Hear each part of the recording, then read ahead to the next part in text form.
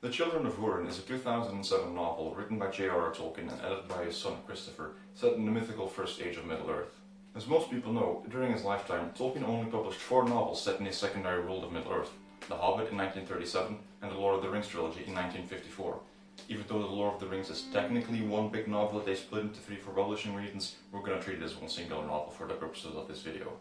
Of course, Tolkien wrote volumes and volumes on the history and mythology of his secondary world during his lifetime, most of which was only posthumously published by his son Christopher. And these books have a bit of a reputation of being dense and inaccessible to most readers, because they lack a traditional narrative, main characters, and a lot of dialogue scenes you'll find in Hobbit or Rings. This book then is an attempt to bridge that gap and bring a more fulfilled and more accessible version of a story that Tolkien had been working on since 1917 to a more general audience. It includes a short preface by Christopher Tolkien in which he writes, "It is undeniable that there are a very great many readers of The Lord of the Rings for whom the legends of the Elder Days, as previously published in varying forms in the Silmarillion, Unfinished Tales, and History of Middle-earth, are altogether unknown, unless by their repute as strange and inaccessible in mode and manner.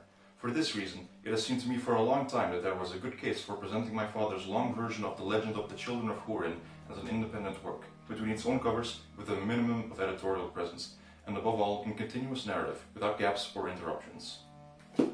And in 2007, 34 years after Tolkien's death, The Children of Húrin was published as a standalone novel.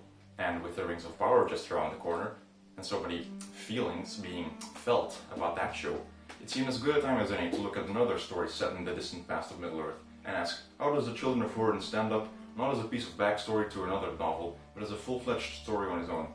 What is it about? How does it read?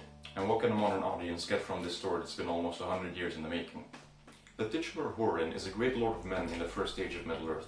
In the beginning of the book, he takes part in a disastrous battle alongside the great elven kings against the Dark Lord Morgoth. Morgoth captures him and holds him in prison, and curses his descendants to a fate of evil and despair for refusing to reveal a piece of information that the Dark Lord desperately seeks. It is those descendants, the Children of Húrin, and their doomed lives under the curse of Morgoth, who are the main protagonists of the book. First and foremost, Húrin's son, Turin, your average down-on-his-luck kind of guy who just can't catch a break, and his sister Niniel later in the story.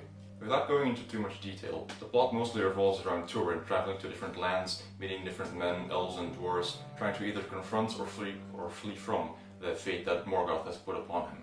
I quite like Turin as a protagonist. His personality really reflects the world that he grew up in, one dominated by the increasing power of the Dark Lord. He's gloomy and kind of melancholic, but still has a deep sense of justice and caring for the people around him. He's literally me.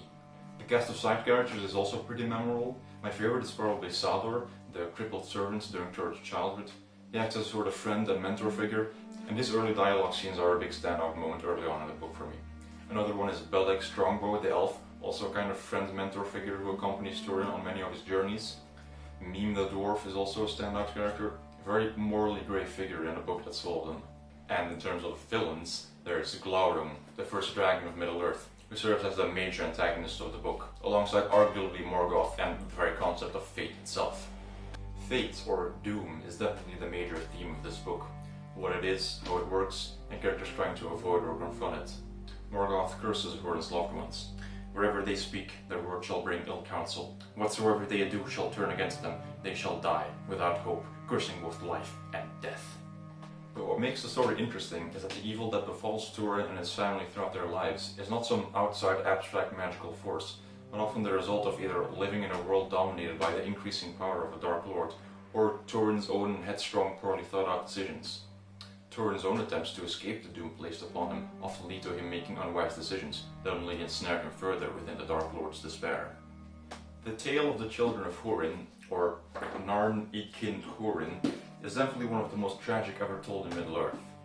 As a pretty big Tolkien fan myself, I thoroughly enjoyed this book, and I'm glad it exists so more people who aren't as familiar with the legendarium can still experience the story that meant so much to him in the depth and richness that he intended. Fair warning though that if you come to this book without some pre-existing knowledge about the where and the who of the period in Middle-earth history that this takes place, you might have a bit of a harder time getting into it compared to gigabrain intellectuals such as myself. There's a short introduction explaining some of the necessary background information, but I've also linked some of my favorite Tolkien YouTubers in the description if you ever would want to pick it up in the near future, or maybe even listen to the audiobook narrated by Christopher Lee. Because I really think it's a story worth getting into if you manage to get over that initial learning curve. So that was a pretty abrupt ending to the video. But if you made it this far, it either means that I sent this video to you, or you actually clicked on it and enjoyed enough to watch till the end. And that means a lot to me. I might make a few more videos, not just on books, but movies or whatever else I feel like talking about. Lord knows I have enough ideas. So yeah, maybe if you want to see that, then like and subscribe. Haha.